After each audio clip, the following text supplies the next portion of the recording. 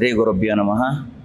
ಇವತ್ತು ಮಂಗಳವಾರ 3ನೇ ತಾರೀಕು. ಇವತ್ತು ಹುಣ್ಣಿಮೆ ಇದೆ, ಹೋಳಿ ಹುಣ್ಣಿಮೆ. ಎಲ್ರಿಗೂ ಒಳ್ಳೆಯದಾಗಲಿ.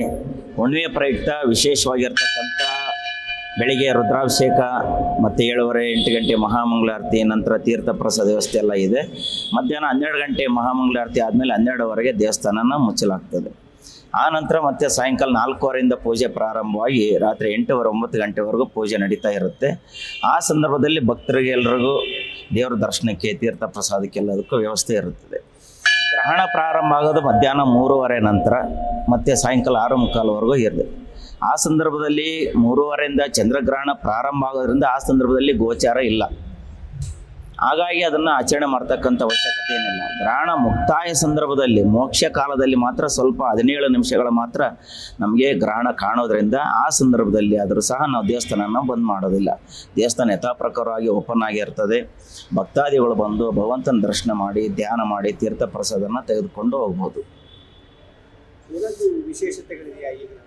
ಮತ್ತೊಂದು ವಿಶೇಷತೆ ಏನಪ್ಪ ಅಂದರೆ, ಗ್ರಹಣ ಅಂದ ತಕ್ಷಣ ಸಾಕಷ್ಟು ಜನರ ಮನಸ್ಸಲ್ಲಿ ಇರ್ತಕ್ಕಂಥದ್ದು ಭಯ.